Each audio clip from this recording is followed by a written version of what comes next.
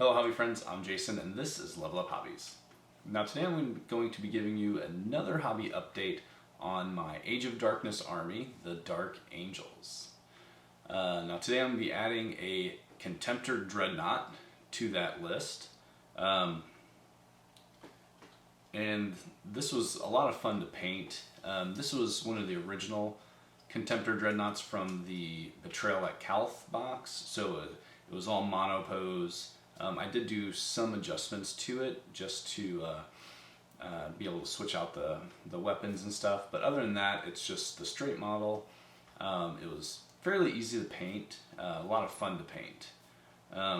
And I know I haven't done a painting video it's been a minute, but I do have stuff in the works. I just haven't really got to them yet. Haven't gotten everything done. I've got another Contemptor video that work in progress that I'm making here. It's kind of a kit bash that I'm working on, so I am making a video for this, and then so that'll probably be a two-part video, maybe a build and then a paint, or I might just cram it all together. I don't know yet. But anyways, let's get on to taking a look at this guy here and how he looks in my Dark Angels Legion. So, alright guys, I'll see you at the end. Alright, so here we have the completed Contemptor Dreadnought, and as stated in my little intro, this kit was from the Betrayal on Calth box set, and so it was it is a monopose model. I believe like the legs and torso were all two pieces, so you had like the back half and then the front half. So there was no positioning of the legs, the knee movement, like nothing like that. Like you were in a static, you're standing there pose, and that's all you had.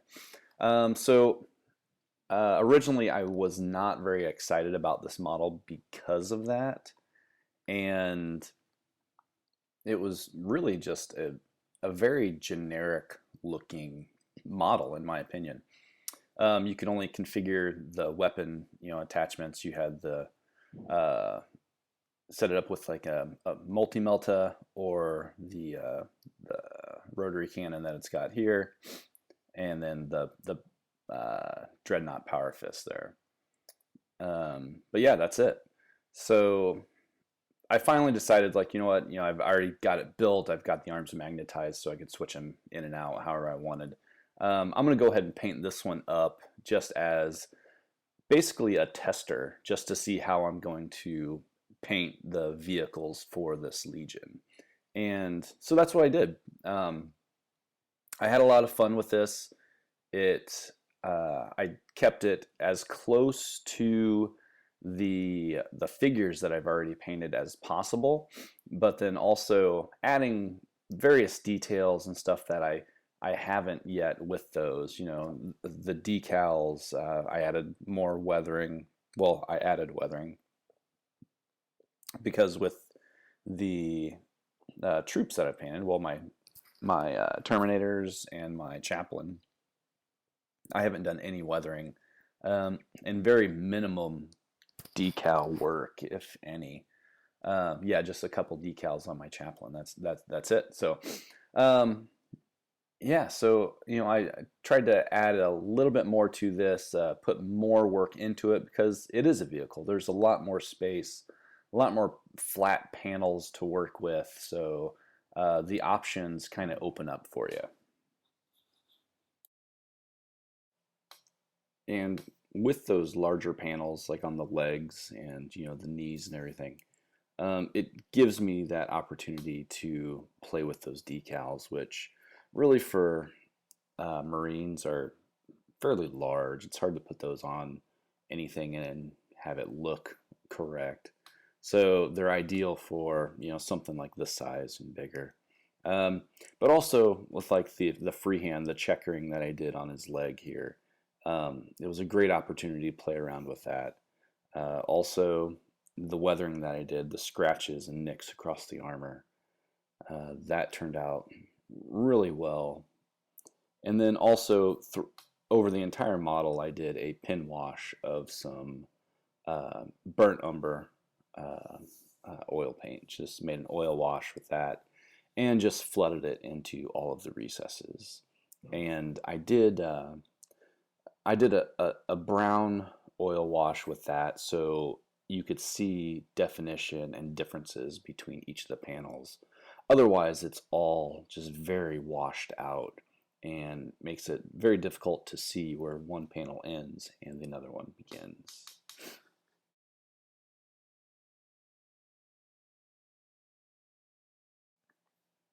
Going in and magnetizing the weapon arms was a good way to add some variety to this model, so I can kind of just change them in and out as needed. Unfortunately, I was very limited on the weapons that I could take with this. As I said, there was only the three options, and one of them has to be, the close combat. But yeah, so I used what I had like within that kit, and basically, made every option that I could. So I think it really kind of expanded how I can play this and its battlefield role, like using it in a game. I really enjoy the decal set that came out for the Age of Darkness. The only thing I don't like is they don't have a winged icon that is wide to cover, larger panels. Like this is the Forge World shoulder for for their Contemptor, and it's a nice winged sword. Like it's got a wide field, that you don't have with these decals. For any other ones, if I use like this shoulder panel, then I'll probably just make a mold of the Forge World one that I have, and just, basically just use the emblem that they have, because it fits perfectly. So I don't know, I'll probably just do that, or maybe one of the 40K Dark Angels emblems would fit on this. I'll just have to test it.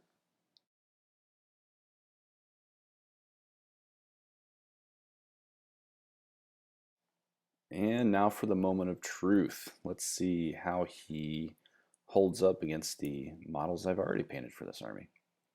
So here is a Cataphracti Sergeant, and then the Chaplain that I painted. I think next to these others, like, he's going to blend in with this army great. I'm very happy with how this turned out. And even though I didn't do all of the weathering and pin washes on the troops, it doesn't really stand out when you hold them, next to each other. They blend pretty seamlessly. And I think with my troops moving forward, I will use the pin wash anyways, just to add a little bit more definition to those armor panels. Because like I said, black on black is it blends in together, and it kind of washes itself out. So it's very hard to see definition on a model. But yeah, so these guys, they turned out great. I'm a lot happier with this Cataphracti, with this Contemptor, than I was going into this. So that's a bonus. And so that is my Contemptor Dreadnought.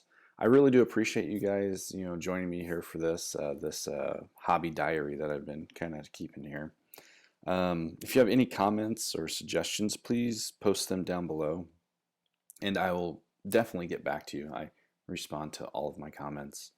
And thanks again for joining me. I hope maybe there's something you've seen in this that you can use on your own models.